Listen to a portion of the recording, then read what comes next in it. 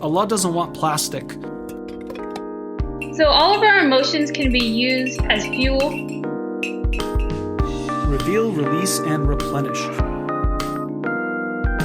Welcome to another episode of Coffee with Karim. I am your host, Karim Sirajuddin, founder of Noor Human Consulting, where we help people think brilliant, feel brighter, and do better. Visit noorhuman.com to take advantage of our autumn promos this season.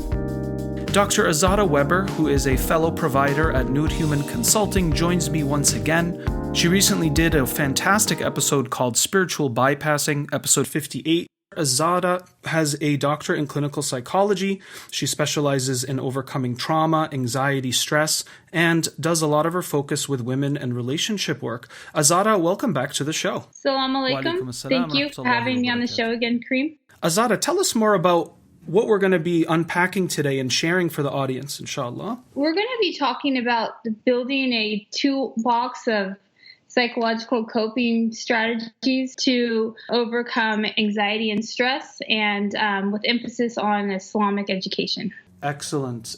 So let's start with talking about anxiety and stress, just basic terms. Now, is there a difference between these two words? They're often linked together in a lot of, well-being or educational seminars. Why are they often linked together, Azadeh, anxiety and stress? I think that anxiety it creates more functional impairments and like social health and occupational or spiritual functioning. But stress is just a normal part of life. When stress gets to be too much and a person can't manage it, it leads to states of anxiety. Anxiety is a cluster of symptoms like feeling restless, on edge, being easily fatigued, having difficulty concentrating. Maybe your mind goes blank frequently, you're irritable, muscle tension, and some sleep disturbance. So a combination of some or all of those symptoms is anxiety. Thank you so much. Now, can anxiety and stress be a good thing and or a bad thing? Like, I sometimes feel like there's a difference between good stress and bad stress. So, for example, good stress is my adorable children won't stop, asking me to hug them. And then bad stress is like I broke my ankle and I can't walk for 2 weeks. Like, that sucks. So is that a proper way to maybe think about stress, that there's good and bad? And can you tell us a little bit more about that from your knowledge? There is good and bad stress, and it's important to have a healthy relationship to stress and even a healthy relationship to anxiety. Anxiety and stress within a normal range could actually improve our performance, and it can improve our functioning. There's something called the Yerkes-Dodson Law, and there's two researchers. The law is based on their last name, so it's Yerkes and Dodson. Around early 1900s, they came up with this understanding of stress where it's like a U-shaped curve. If you have too little stress, they found that people's performance was low. Maybe you can think of it in terms of if my life is too comfortable and I never go out of my comfort zone, how I'm not going to develop. Also, if you have too much stress and anxiety, this is also hard to develop in this sort of an atmosphere too. For example, if someone has like a chronic traumatic experiences in their life, this sort of stress and anxiety can affect their development. And I want to differentiate between anxiety and stress that is external, that a person can't control, and anxiety and stress that a person can control. Like, we can't control our negative thoughts and how our negative thoughts lead to anxiety and stress. We can't control if there's a war going on in our environment.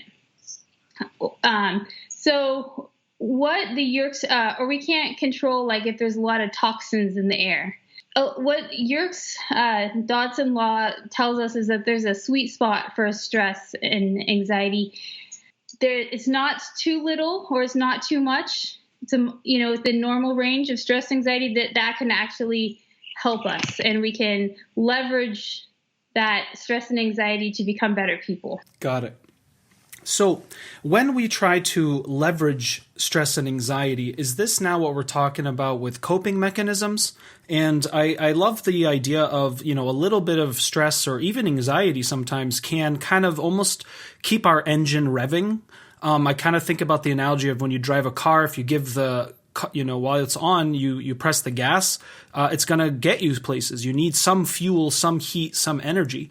But if I, put the pedal all the way down, what happens is I can actually flood the engine and damage it. So if I have too much stress or anxiety, it's like you can get flooded with that charge, and that could actually, render me stagnant or stuck or damaged, versus a little bit of fuel, if you will, kind of keeps that revving going. And perhaps this is what you mean by, some stress or some anxiety can actually be a catalyst for growth or a catalyst for momentum, perhaps. Can you explain it to us how that might work a bit? Sure.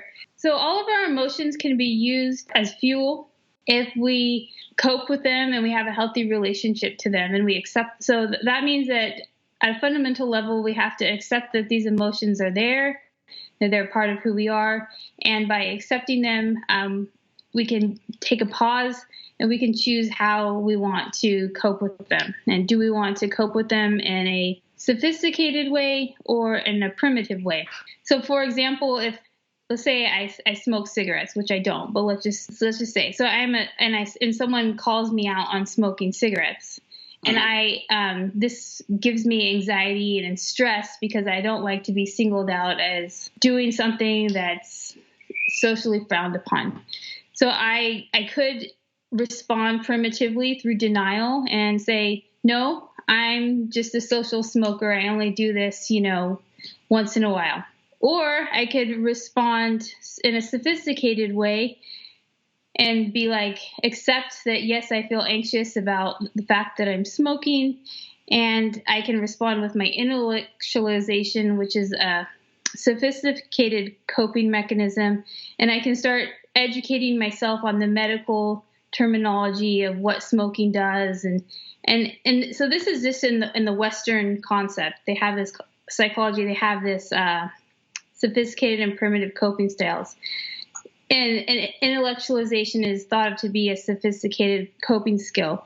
In Islamic psychology, I think that we can take intellectualization as a coping skill one step further by linking it to one of the 8 types of hearts mentioned in the Quran, which is the blind heart. Because the blind heart is mentioned in Surah Al-Hajj 22:46. The blind heart is a heart that does not use its intellect to see the obvious signs that God shows us and to learn from wisdom from these signs and reflections. So I could start out by educating myself on the biological systems and how smoking affects the biological systems.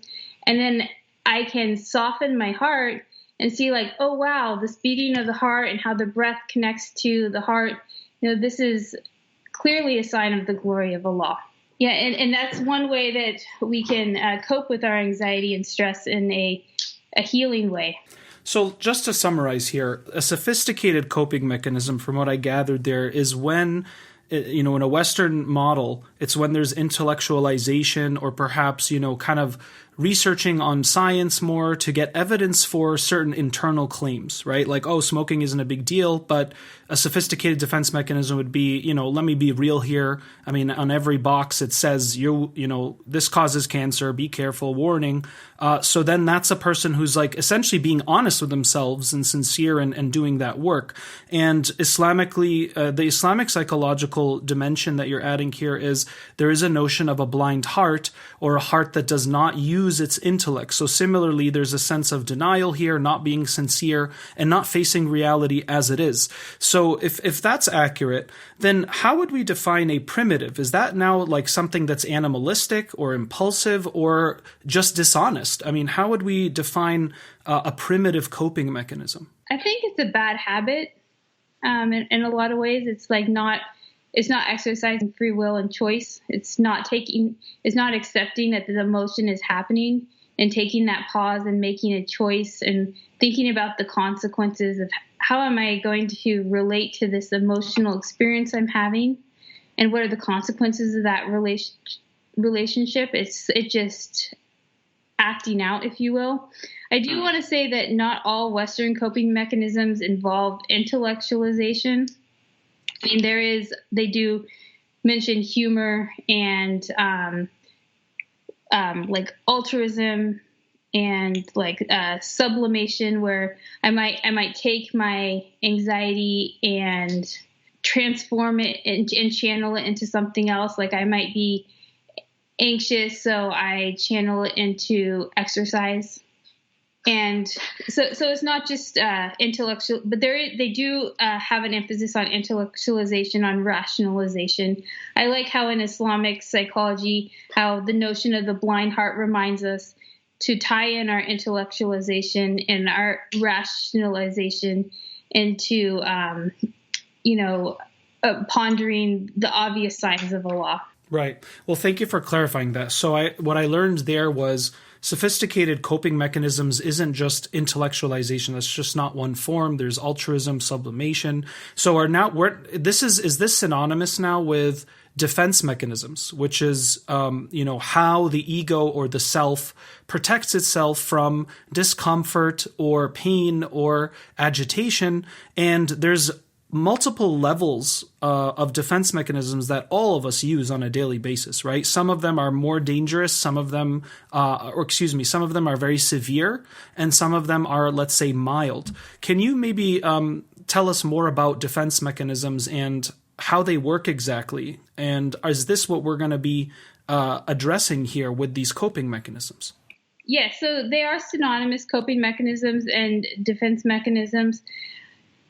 Defense mechanisms was something that was brought out and discussed by Dr. Sigmund Freud. So I do think that, it's good that he made this differentiation of primitive and sophisticated coping mechanisms, because it helps us to name what's going on in order to claim our behavior. It's this little kind of rule, like name it to claim it. So when I can name my emotion, I am more able to claim it and, make the decision on how I want to act primitive or sophisticated. However, I do want to point out the limitation I feel with Dr. Freud's work is that his work is based upon, it was in a philosophical time of reductionism when the spirit was taken out of the human experience. So like the psychological science that he came up with doesn't incorporate the spirit. However, I do think that that we can use his concepts of defense mechanisms and add in like the notion of the spirit, and that's where I bring in the blind heart and how like this softening of the heart can lead us to integrate the spirit into our life.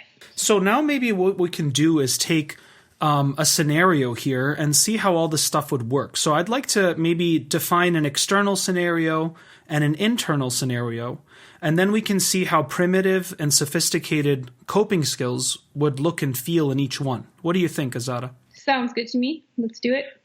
Johnny is on his way to work, and he takes the same route every day. One morning when he's, getting on the subway, he's in a cart that's kind of empty. There's barely anybody there. It's early in the morning, and somebody basically pulls a gun on him and takes his wallet.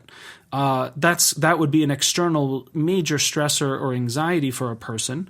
So what would be a primitive way that potentially a person would deal with this, and a sophisticated way? So I would say a primitive way is the person in the moment of being robbed feels disempowered, and they don't feel that they can address the person who robbed them. So they go home and they use a primitive coping mechanism of displacement called kick the dog or kick the cat, if you will. Yeah. Take out all their anger on the people who live with them in their home, like their spouse or their children. Right. So basically what you're describing here is, whether my boss yelled at me at work or, somebody robbed me, I feel disempowered, I feel humiliated, I feel weak and fragile. And sometimes what the human being will do as a primitive coping mechanism is I want to regain that sense of power, security, strength, and might And maybe the way I can do that, since I can't, get it back from the robber or yell back at my boss, I'm going to go home and, make myself kind of above and aggressive perhaps to my family members. Like I start picking at my wife or my kids for things so I can regain that sense of power, protection of myself perhaps. Is that what you mean? Yes, exactly. And like in a workplace setting, which I did some studies in workplace settings, it's like if somebody high in an organization abuses one of their subordinates, their subordinate can't address their boss necessarily, or doesn't feel comfortable addressing their boss. So they might be in sort of a middle management position, and they might start abusing the people that report to them. So it becomes a parallel process at play. This is a primitive defense mechanism of dealing with anxiety and stress. And so how would we maybe approach that scenario? Whether it's the robbery or my boss has been, humiliating me or yelling at me, but I can't really address those items with this individual. What would be a way that we could start considering would be sophisticated or a higher self? And even I would say Islamically, it's like, how do you have more patience and wisdom and character in dealing with these issues or trials that you go through in your life? Taking with the example of the robbery, what comes to mind is a more sophisticated way of dealing with this is through sublimation, which would be transforming the emotions of stress and anxiety into productive outlets.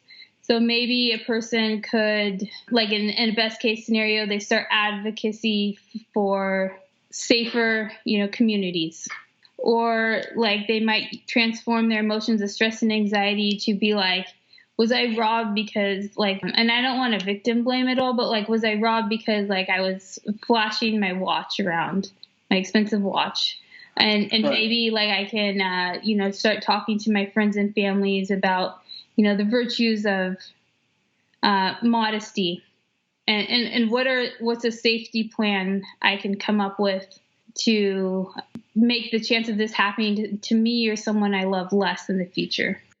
Now, would that would be an example of intellectualization? Like when the person's trying to really think about this, yes, it sucks that I was robbed and we're not blaming necessarily the victim here.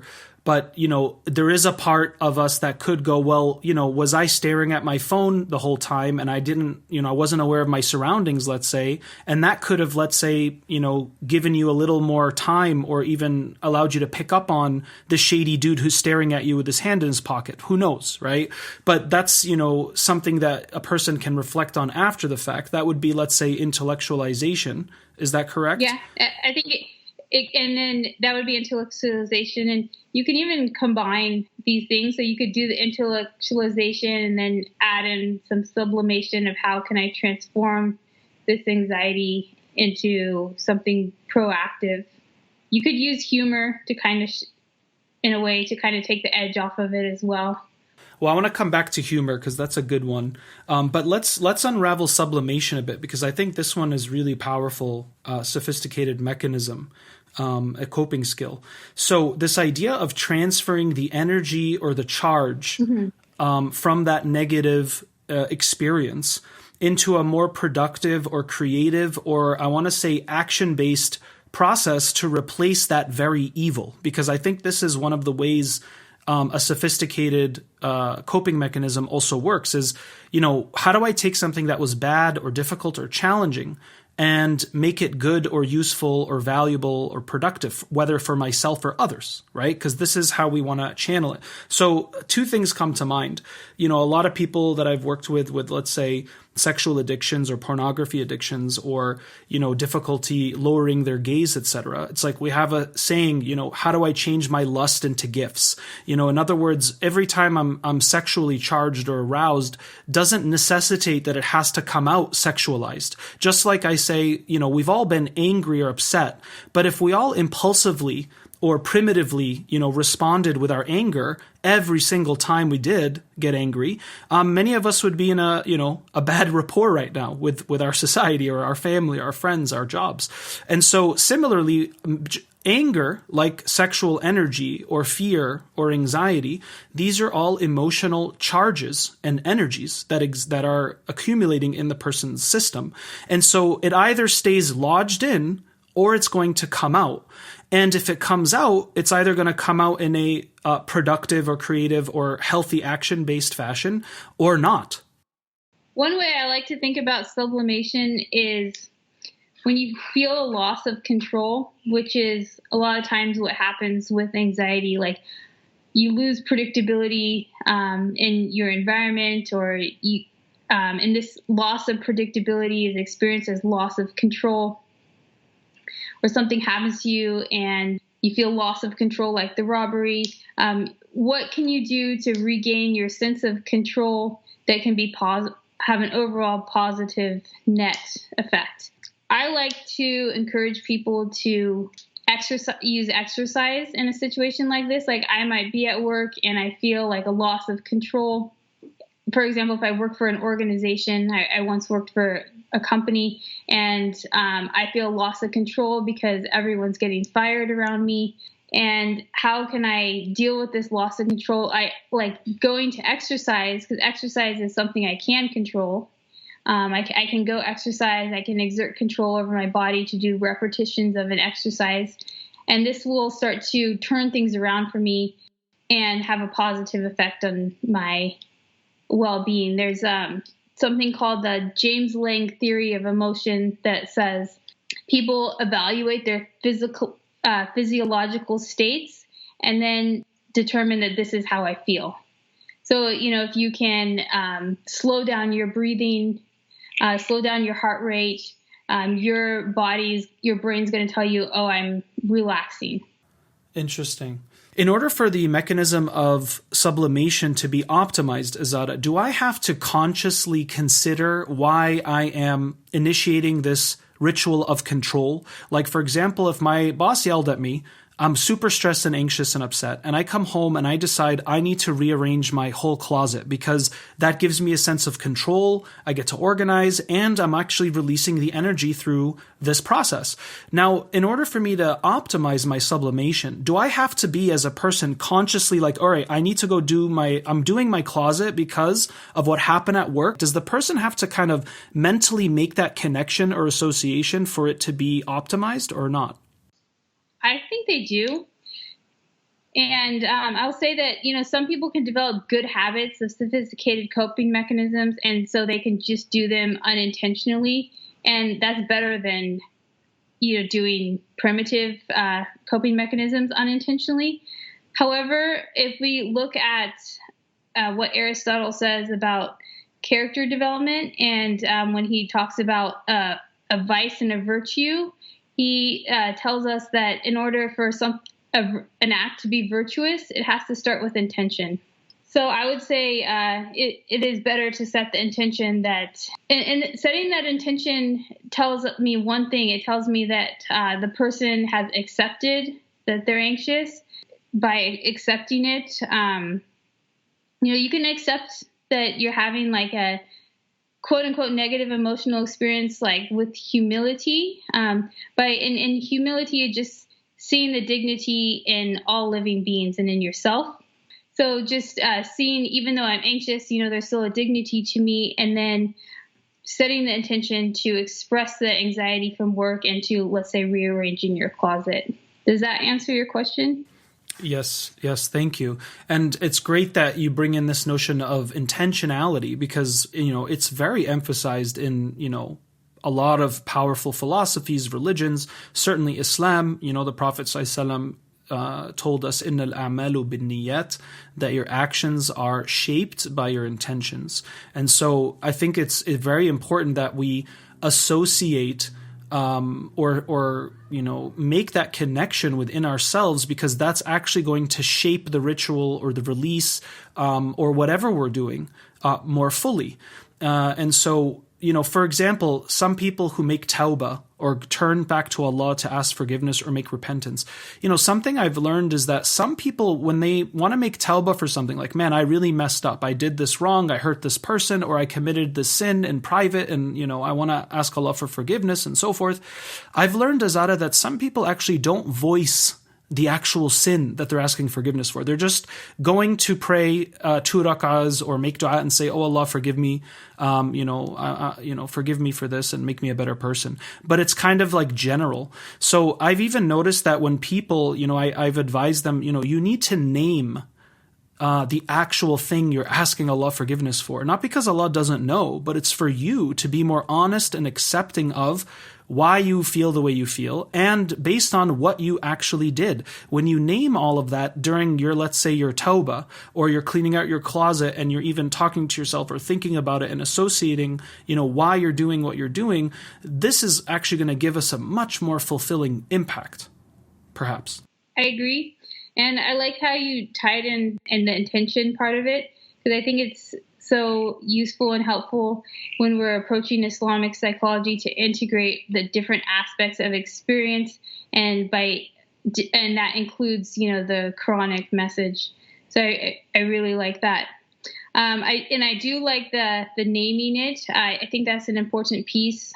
During my clinical training, I was working as a counselor at a K through 8th grade school, and my supervisor had a list of 10 rules that we had for the children, for like the groups. And one of her rules was, I mentioned it earlier, is name it to claim it. The rationale behind the name it to claim it is that you can't fully claim your behavior and, repent for it and make atones for it unless you're able to name it. And I think that there's something to being able to verbalize it, even if it's just silently to yourself, because that's like an integration of your left and right brain, because the left brain has this verbal ability. So I think that's important to be able to put words to it. Absolutely. And at Noor, one of our mottos is reveal, release, replenish.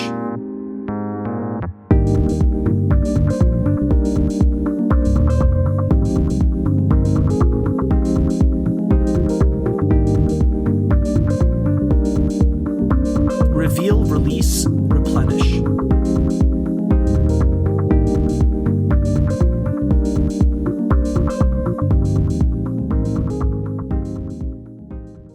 First step is we have to reveal what's going on. That includes self-acceptance and honesty and sincerity with ourselves, right? Then we have to come up with ways to release or work with what's actually going on.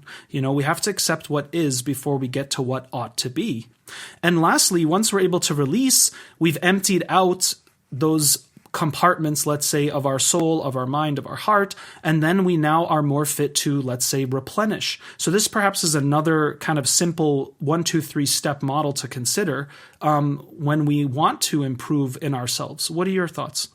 I like that 1, 2, 3 formula.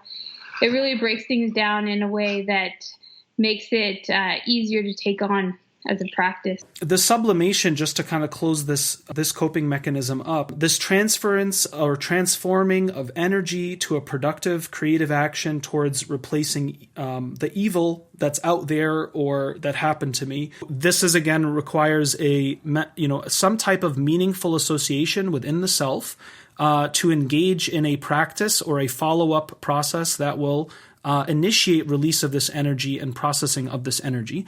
And sometimes it can be, something like you're reorganizing your closet or you're exercising, or it can be like, I'm going to go now sign up to the local, safety watch of my neighborhood, because after being robbed myself, I'm now inspired to help minimize this evil from happening in my neighborhood. So that those would all fall under sublimation.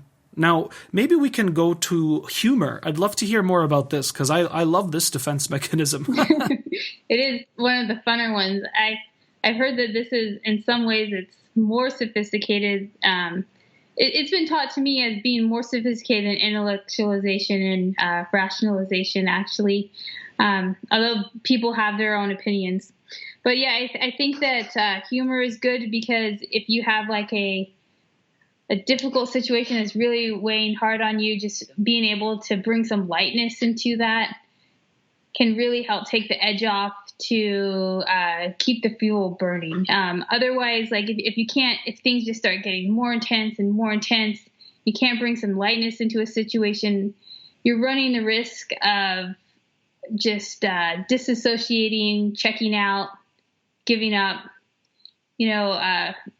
or just having a little break in the moment, like, okay, that's it, throw your hands up, I'm done.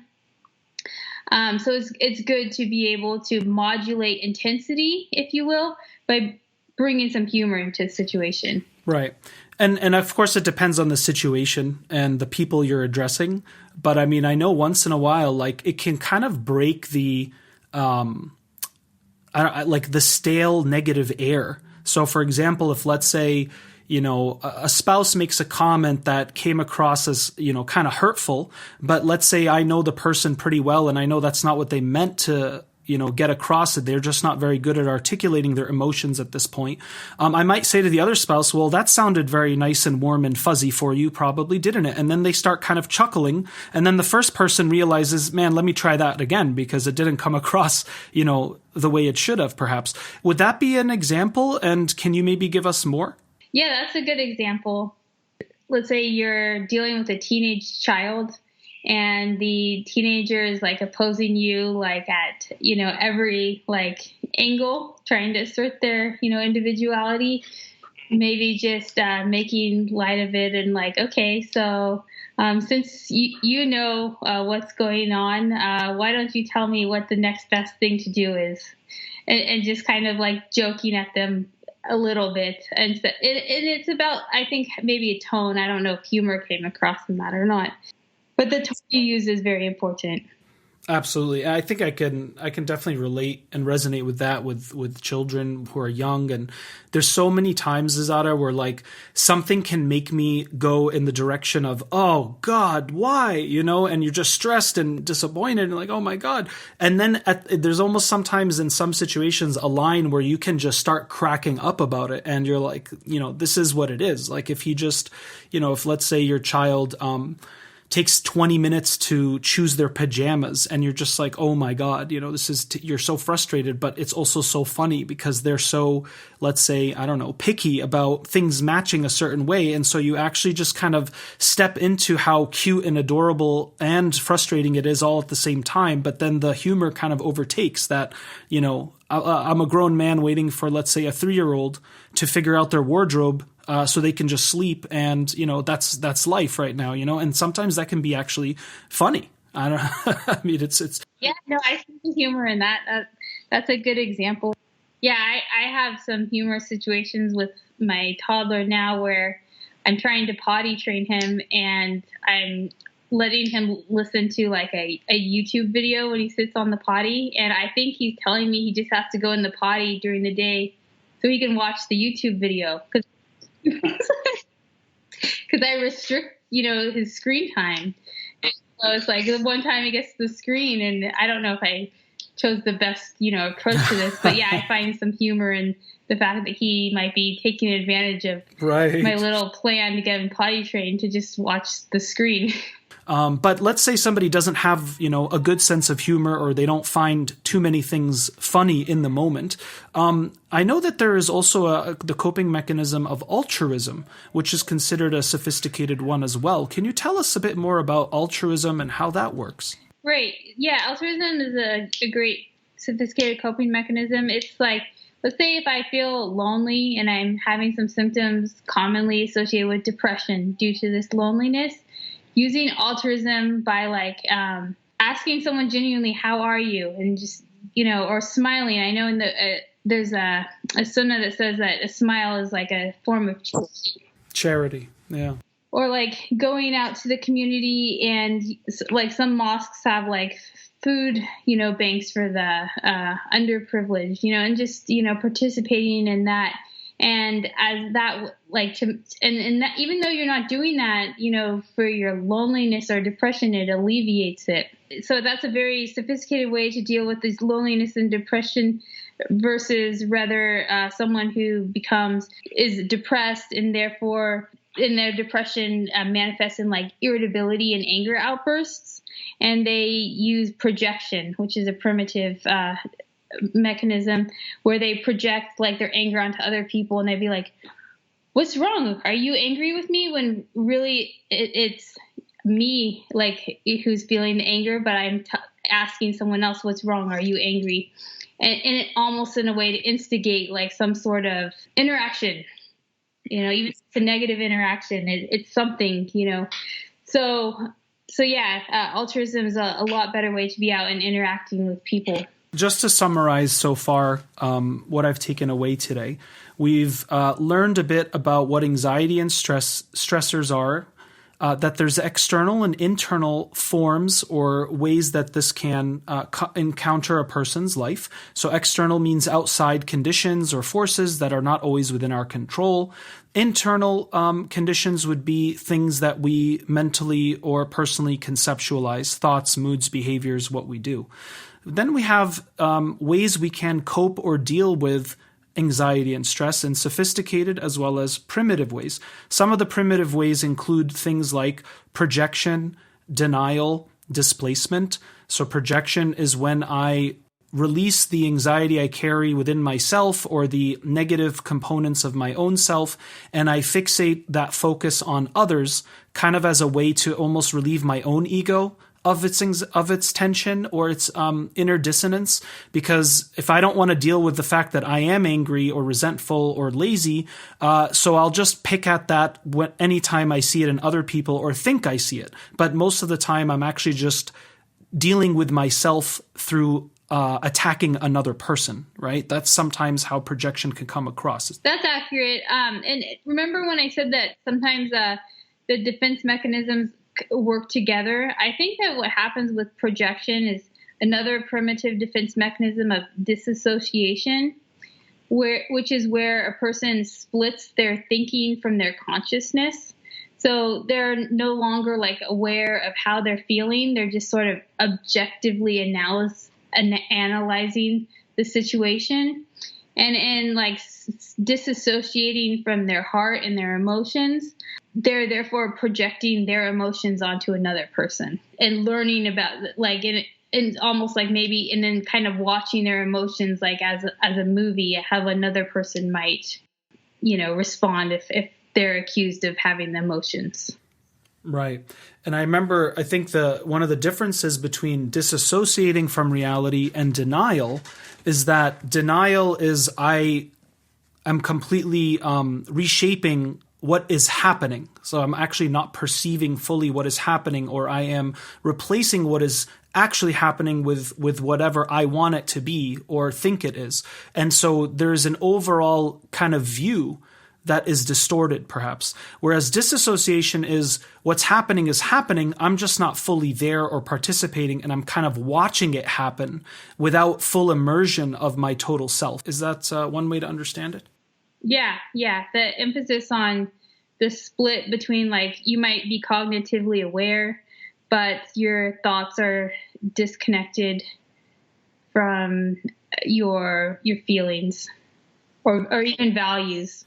So does this mean now that the person has to, in a sense, choose to numb their feelings in their unhappy marriage and be like, well, I'm just going to turn this off, my feelings, and numb myself, so that way I don't have to be, triggered or charged or stimulated each time my spouse cries or complains or, goes to her family's house for the weekend or his family's house or whatever. Is that what's happening with disassociation? It's like I need to convince myself that there are no emotions to feel, period? Yes, that is. So disassociation, it happens from when it starts commonly in sexual abuse. When people are sexually abused, it's just so emotionally overwhelming for them that they sort of like cut their emotions and numb their emotions at the time. And like they're aware of what's going on, but they just have emotionally like cut themselves off from the trauma to protect themselves. So it does like, this is how, it can happen. It can also happen in a more in a marriage where you're numbing off like the constant fighting. But when it happens in in a real traumatic background experience, what I would say the person presents as blanking out a lot. And so that is just something that response styles towards stress can happen later in life when it's not a big trauma. It's a lesser, manageable trauma. But since the go-to habit of stress is to disassociate, the person can sort of blank out when what's really needed is maybe action in that moment or some other response. Got it. Thank you for that. So the sophisticated coping mechanisms that we also reviewed a bit today was sublimation. So this idea of transferring the pain or the tense energy and charge into something more productive, creative, organizing action, or some kind of an action that will pursue replacing this evil or minimizing it for yourself and others. And Carl Jung, who is a student of Sigmund Freud and kind of broke off into his own school of thought, he had a very profound statement, Azadeh, which he said, the evil that you've gone through is a measure of what good you're capable of attaining and giving to others, right? Which is fascinating because it ties in this idea also of, in the Quran, you have these themes, that why does Allah subhanahu wa ta'ala test us, or why do we have challenges in our life? In other words, things don't always go smoothly, and life isn't going to be this consistent stream of bliss. It's just not how it's going to be for anybody. Allah says, we will test all of you, right, with matters of health and wealth and children, iman.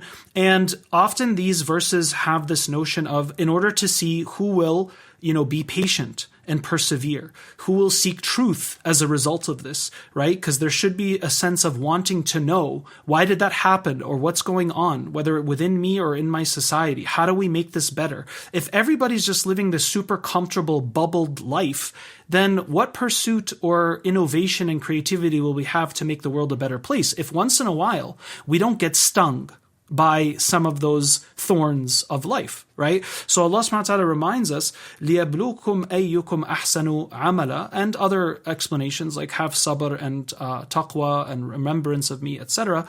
But this idea of, we test you in order to bring out your inner element. Like the word bala, one of its meanings is to bring out your inner element or inner gold, if you will, right? And Allah doesn't want plastic. He wants people that are going to chisel themselves into diamonds and gold and these things, because all those things like samurai sword has to go through heat and poundings and cooling and reshaping, and then it becomes this powerful, gorgeous, symbol of the soul. A samurai sword is what I'm talking about here as an analogy, and it can cut through anything. It becomes solid and strong and sharp, as well as aesthetic and beautiful, and a symbol of power and the soul. So we human beings also, in a sense, are being chiseled, or there's a type of existential blacksmithing that's happening. And this is, I think, how we may even associate coping mechanisms. Because if Allah says, لِيَبْلُوكُمْ أَيُّكُمْ أَحْسَنُ عَمَلًا, we test you or want to bring out the best in you through these tests, in order to see who will have the most excellent responses or the best of responses, because ihsan and comes from hasan and hasana, which means to improve or do what is better or best or more excellent. So in a sense, all coping mechanisms, like we learned today, there's bad ways to deal with it, or unhealthy ways or damaging ways, and then there's healthy ways and more excellent or better ways to deal with it. So it's subhanAllah, it all ties in here as far as human development and transformation. We talked a little bit about intellectualization, rationalization, sublimation, humor, and altruism. And we briefly touched upon humility, which is seeing the dignity in other human beings, and even in oneself. And that, I think, does kind of work against pride. Like pride would be in the more primitive version, but humility is a more sophisticated version. Yeah, a good starting point for sophisticated would be to start with humility. Yeah. لَقَدْ قَرَّمْنَا بَنِي Adam, as Allah subhanahu wa ta'ala says in the Quran, as well as, every self is very precious. And if you, kill a self unjustly, it's as if you killed the whole world. So there's a lot of weight there, right? لَقَدْ قَرَّمْنَا بَنِي Adam means we have dignified and given integrity or honor to all the children of Adam, which means all human beings. And so by having that standpoint, and really trying to perceive that in our day-to-day life. In other words, this person, even though they may not be my religion, my ethnicity, my socioeconomic class, they still have inherent dignity and honor that Allah placed in them by default because they're from my human family. This is what you're talking about, Azadeh, as a good starting point for coping mechanisms, sophisticated. Now, why is that going to help us? Is it because it will help counter or cure the disease of pride, which could eventually evolve into things like arrogance and narcissism? Yes. Tell us more about that. The way I see it is a lot of the narcissism and maybe some of the primitive ways of responding, they do come from pride.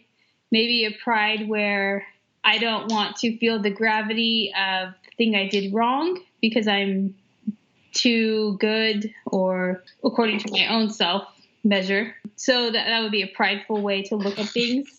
Or I don't want other people's perception to change. They see me as the ideal, whatever. So I don't want to, deal with that branding being messed up. So I'm going to, not be humble about my problems or my mistake, perhaps. Great.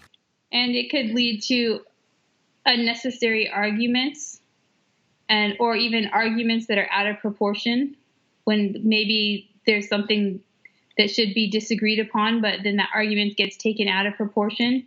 That could be, coming from pride. I think humility is a good way to start because if you see the dignity in other people, it can be a motivator to want to become a better person if it's not just in you to do it on your own. So yeah, that's why I would start with humility. And what would be some ways besides perceiving human beings as, honorable and they all have a value by default? So that already kind of sets the stance we should have with people because, we should never assume we're better than anybody else or that they're worse than us or even better than us, right? And so kind of starting on that kind of clean slate with our encounters with people, especially ones we've never met, I think is one way to manifest that. And second, what if I am already in the thick of, let's say, difficult family relations or dynamics? How do I now start to be humble with, let's say, a family member who I only associate with tons of critique and devaluing of myself? In a situation like that, if the other family member is devaluing you, I would exercise humility in that so that your responses aren't out of proportion. For example, if somebody in your family insults you, it might bring out the worst in you and you might, say something terrible and respond in out of proportion when maybe a better way would just be to walk away. But because your pride was involved, you acted in ways that now you're carrying around and it hurts you. That's great feedback. Thank you, Azadeh. Now, sublimation, we discussed some tools there or ways to manifest that. So it's transferring this energy. And one of the things we discussed was, recognizing and accepting what difficulty just happened to you, and then consciously associating or meaningfully connecting that with some sort of a ritual or practice or activity that releases that energy for that purpose or intent. Is there any other tools or ways that we can start, recognizing and applying sublimation in our daily lives? One way, and this seems subtle, but it's something that can be done at any point in time, and that's deep breathing exercises.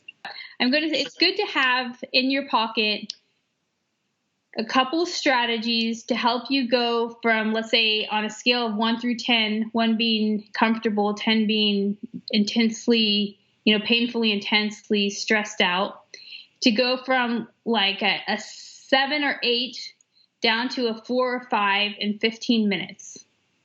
Like, what are some pocket strategies you can have from decreasing your stress level from 7, 8 down to 4, 5 Deep breathing is a great one because you can do it whenever you want. You could do it in line waiting for the DMV.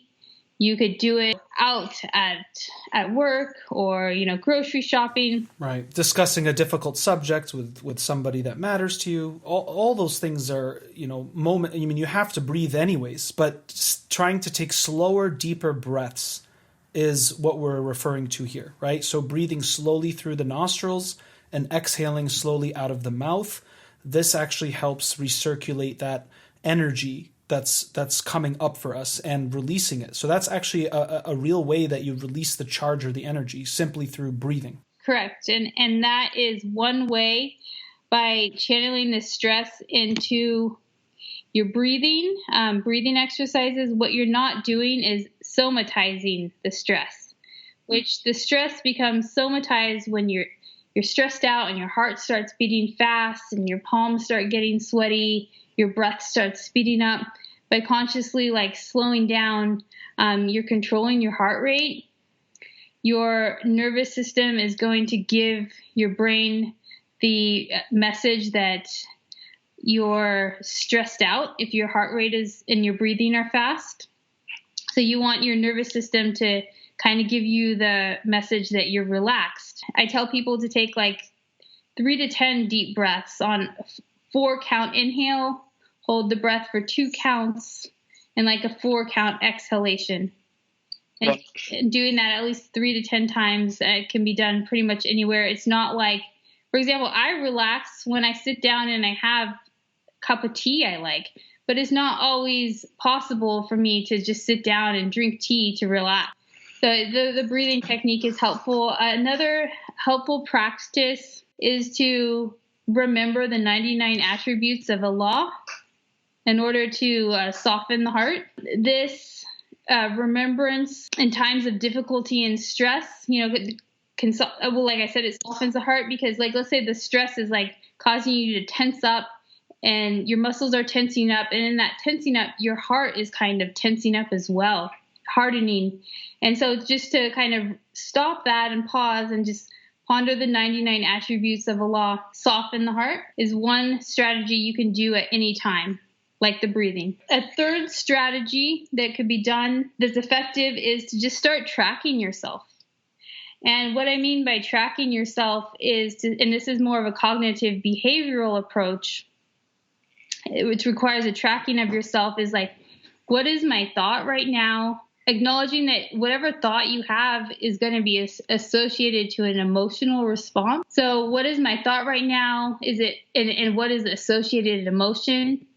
And if my thought is negative and my emotional state is negative, consciously choosing to just entertain a positive alternative thought and being open to noticing the subtle shifts that start happening in your emotional experience.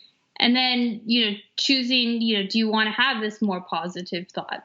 This is also something that can be done on your feet. It can be done, anywhere. It just, takes about, you just have to pause for about, 5 to 10 seconds in order to do this. That can even be done in the middle of a heated argument with a family member. You can be what we're discussing is really important to me. I want to take a quick pause so I can consolidate my inner resources and give the response that is necessary for this situation.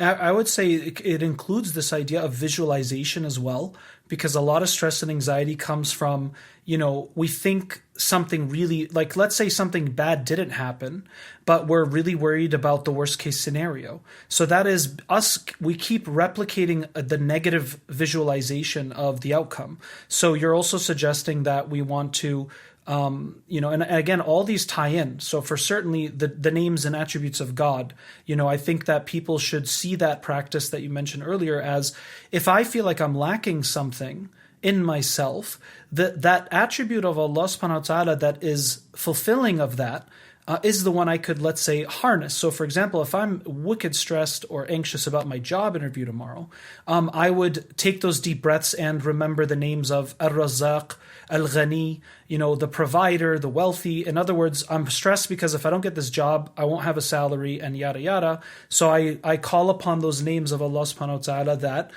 take care of those things, or that those things that orchestrate them. It doesn't mean I'm going to get the job tomorrow, but the point here is that the one who's going to provide for me is Allah anyways, and this job or another job are simply the means. So pulling in those divine attributes and names is very important, and I would say that connecting it to the last portion of, when we visualize something more balanced or healthy or positive, we are more likely going to forge that forward. And I also wanted to emphasize the importance of not just using one mechanism or coping strategy for every situation.